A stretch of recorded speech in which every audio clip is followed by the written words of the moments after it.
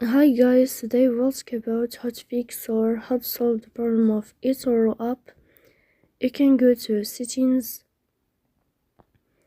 Here you can go to apps, default apps, app settings. On above we can search about eToro app and you can click. Here in this page of app info you can click on first stop and you can click OK. Then you will enter to the window of storage. Here you can click on clear cache, but pay attention, don't click clear data because that can delete your account. In the end you can turn off your phone and you can turn on your phone again to fix that problem. So please don't forget to support us by like and subscribe. See you next time in another video and thank you for your attention.